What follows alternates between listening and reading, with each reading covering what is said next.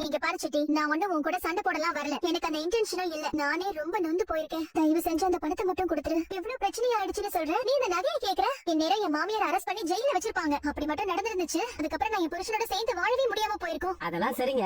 அந்த நகையை இன்னொருத்தர் கிட்ட இருந்து வாங்கினேன். அதை நான் அவங்கிட்ட திருப்பி கொடுக்கணும். அப்படி திருப்பி கொடுத்தா நான் பணத்தை தருவான். அந்த நகையை அதோட சொந்தக்காரங்க வாங்கிட்டு போயிட்டாங்க. அதுக்கு நான் என்ன பண்ண முடியும்? எனக்கு தெரிஞ்ச அவங்களுக்கு திருட்டு நகையை வாங்கிட்டு வந்து கொடுப்பேன். நீ சொல்லு, இப்ப அதுக்கு பதிலா பணம் கொடுங்க வந்து கேக்குறாங்க. நகையை வாங்கின இடத்துல கேட்க வேண்டியதானே? நான் என்ன கேட்காமலே இருப்பேன். போய் கேட்டேன். அவன் நகையை திருப்பி கொடுன்னு சொல்றான். நான் போய் உங்க அம்மா கிட்ட நகை வேணும்னு கேட்க முடியுமா? சரி, உங்க அம்மா என்ன பண்ணிருக்கணும்? பாட்டில நகையை கொடுக்காம என் மருமக மூலமா வந்த நகை அத அவகிட்ட கொடுத்துறேன், நீங்க வாங்கிக்கோங்கன்னு சொல்லிருக்கணும்ல. நீ ஏன் உங்க அம்மா கிட்ட இத பத்தி கேட்கவே மாட்டேங்கிற? அப்படி கேட்டா அம்மா ஏமால் தானே கோவப்படுவாங்க. மனோஜ், நான் உன்னையும் அம்மாவையும் பிரிக்கணும்னு நினைக்கல. நான் நியாயத்தை தான் கேட்க சொல்றேன். ஆனா உங்க அம்மா நம்மள பிரிக்கணும்னு நினைக்கிறாங்க. அப்படிலாம் ஒண்ணும் இல்ல. இந்த நகையால அவங்களுக்கு பெரிய இன்சல்ட் ஆயிடுச்சு. அந்த கோவத்துல இருக்காங்க. சரி, அதை விட இப்ப பணத்துக்கு என்ன பண்ண போற? ஏற்பாடு பண்ணிட்டு தான் இருக்கேன். கண்டிப்பா அவங்க கிட்ட கொடுத்துருவேன். ஆனா இதெல்லாம் நியாயமே இல்ல மனோஜ்.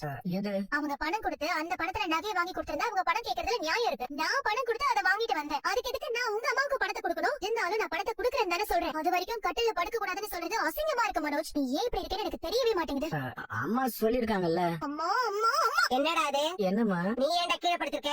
இல்லம்மா, அது வந்து கட்டில நீ படுக்காம அவளை படுக்க வச்சிருக்க. அவ உன்னை படுக்க சொன்னாளா? இல்லம்மா, நான் தான். நீ செஞ்ச காரியத்துக்கு இதெல்லாம் ஒண்ணுமே இல்ல. பெரிய கோடீஸ்வரன் சொல்லி நீ எப்படி எல்லாம் ஏமாத்தன? இப்ப திருட்டு நகையை கொண்டு கொடுத்து என்ன அசிங்கப்படுத்துற? ஆண்டி, நான் தெரியாம. பொய் சொல்லாதடி.